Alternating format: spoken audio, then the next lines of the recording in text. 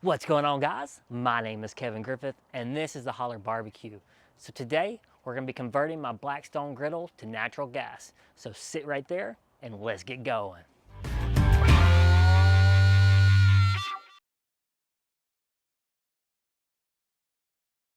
I ordered this kit from actually from Blackstone Griddle. I couldn't really find it anywhere else, and that's where I found out was on their website. So I had to pay full retail price for it. It ended up being $59.99. But hey, that's going to be a few fill ups from bottles. I use my Blackstone Griddle a lot. So inside the box we have a 10-foot hose. We got a quick connect fitting. We have orifices. We have check gauges, and we have a wrench that they actually threw in there too. That actually makes it pretty nice. So everything just comes packaged up pretty nice. So there's our wrench, there's all our fittings. Quick connect. And instruction booklet. Let's get that out and let's take a look at it. All right, guys, so I originally started this video actually before Christmas because I wanted to have it out to you. But I ran into some issues as soon as I started reading through the manual. I realized we didn't have everything that we should have. So I got everything now. Holidays are over, so let's go ahead and get into it. Let me show you what we needed. So first off, it comes with this quick disconnect for your hose. For me, this wasn't the correct size for the pipe that I have coming out of my house where my natural gas comes out. Wasn't the correct size, so I actually had to have a reducer. So that's what I went and got, was just a reducer that fits this. And then this will go on to my natural gas coming out of my house. So you just have to figure out what size you have outside. Maybe the one here will work for you. You maybe already have that correct sizing, but I didn't. So I believe this is 3/8 inch, and I believe I have coming out of my house is a 1/2 inch. So I'm reducing down from 1/2 inch to 3/8. So the next thing I did not have, and that's just my fault for not truly reading on or thinking about what I needed. You need some thread sealant since we are breaking apart, gas fittings. You need to be able to seal those back up. Now this is what Blackstone recommends. This is the Rector Seal number 25790. But I'm not going to use this on the actual orifices that go in the Blackstone itself, only because they recommend up to 400 degrees. And if I look at this, I don't know if you're going to be able to see it. Nope, maybe there, but it says it only goes up to 125 degrees. So I went to my local hardware store and I just got their brand. This is Do It Best TFE paste. Same thing. It's just a pipe sealant.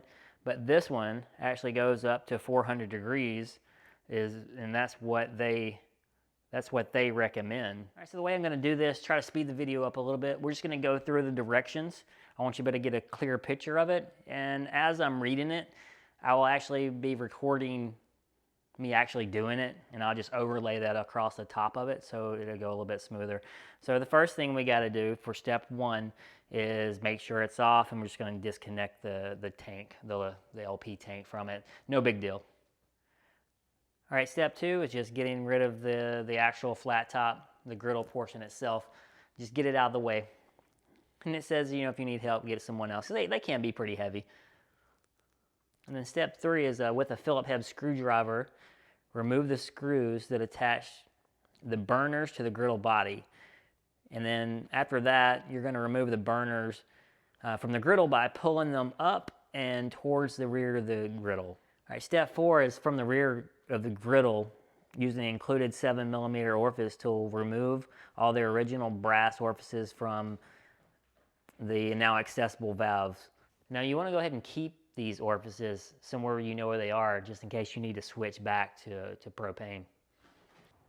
Now once you have the tubes removed, your orifices are at the front of the tool, basically where your knobs are for the cooker. They're inside those holes. I've already did one, the far left one I've already done, just as a test to see how it goes. And it's a little bit difficult to get to, but let me show you how I do it. So you get this tool to basically take those orifices out. And if you just try to, let me get in there real quick. Problem is if you just try to turn it, those things, they have sealant on them. So what I did was just take a screwdriver, get a smaller screwdriver that will actually fit in there, just to use as a, give you a little bit of leverage, and then it just comes right out. Once you got it broken free,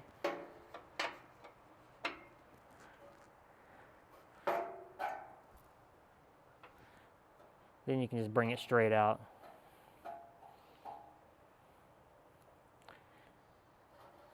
Now you might ask, why do you have to do this when they're both gases? But you can't tell this, but the hole on this is 1.15 mils.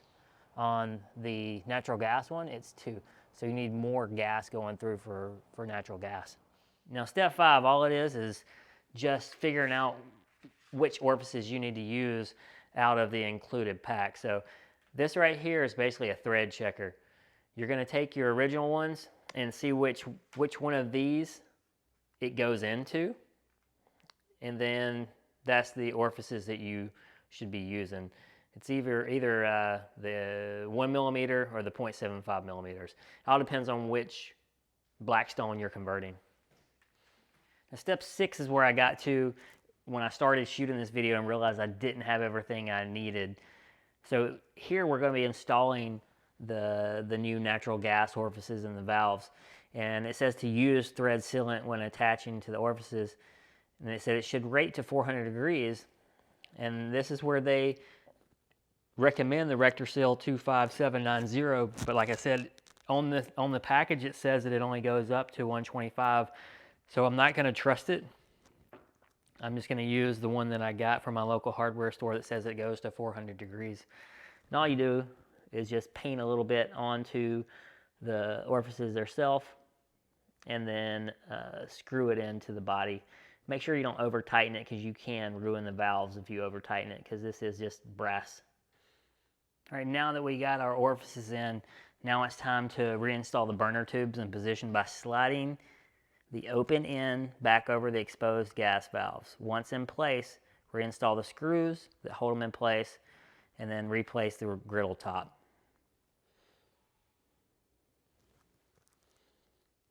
All right, step number 8. With an adjustable wrench, we're going to remove the existing hose and regulator assembly from the body, and we're also going to keep those just in case we ever want to go back to propane. All right, step 9 is just attaching the swivel fitting from the new 10-foot natural gas hose to the griddle with an adjustable wrench.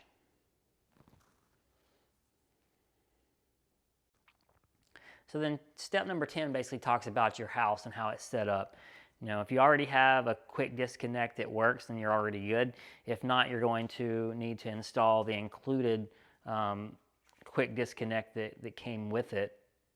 And this is where I had to stop also, is because I needed that reducer to be able to go onto there. And this is going to be just as simple as putting some of that thread sealant onto my outside gas connection. And getting it tightened down, make sure there's no leaks. But they do recommend you have a licensed and an insured professional. For me, I'm just going to go ahead and do it. I don't think it's going to be that hard.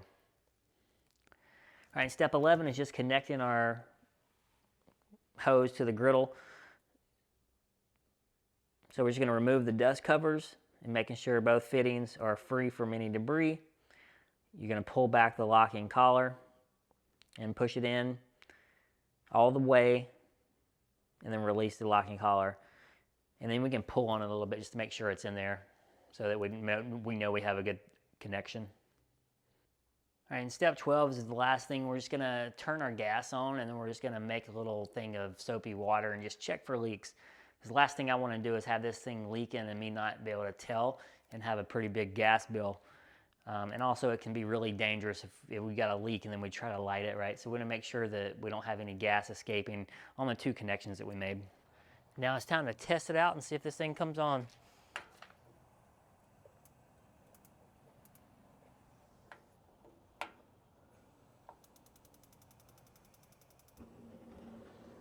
All right, I hear it.